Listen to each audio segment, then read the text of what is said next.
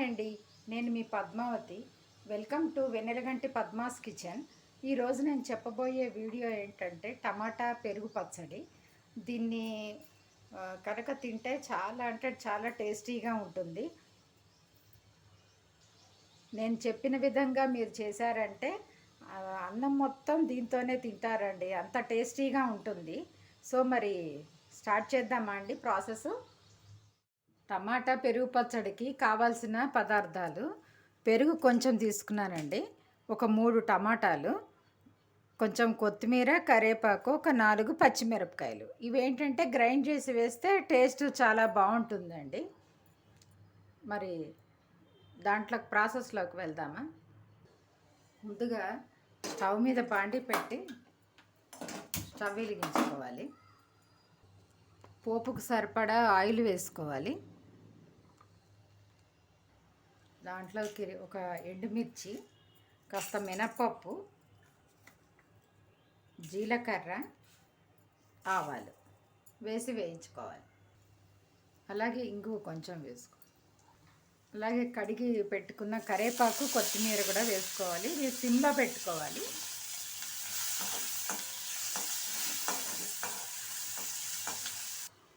ఈ పోపు వేగిపోయింది. ఇప్పుడు స్టవ్ ఆఫ్ చేసేసుకొని ఇది పెరుగులో వేసేసేయాలి.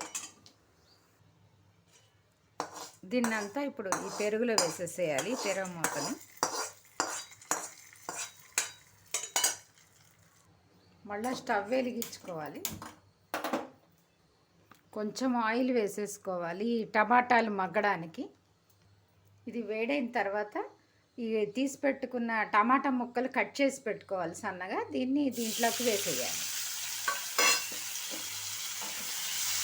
ఇది కొంచెం సిమ్లో పెట్టి మగ్గాలి.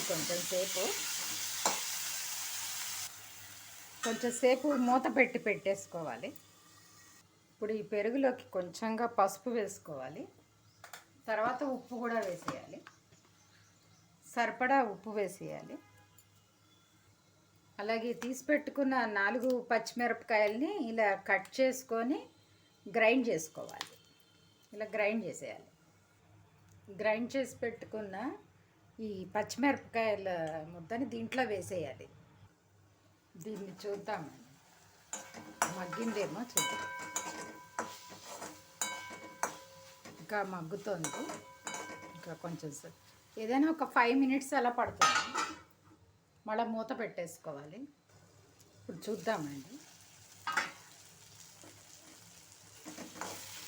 ఇది ఇలా అంటే నొక్కితే ముక్క మెత్తపడాలి, అప్పుడు అయిపోయినట్టు. అయిపోయిందండి, ఇది మెత్తపడింది. సో దీన్ని చల్లారబెట్టుకున్న తర్వాత ఆ పెరుగులోకి కలిపేసేసుకోవాలి. చాలా టేస్టీగా ఉంటుందండి.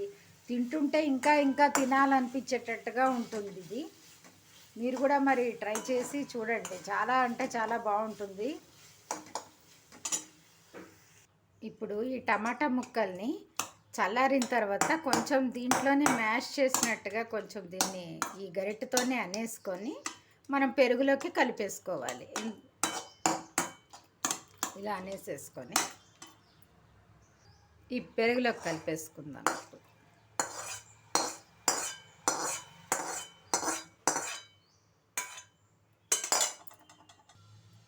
ఇప్పుడు ఈ గరిటెతో ఇలా అంతా కలిపి పెట్టుకోవాలి.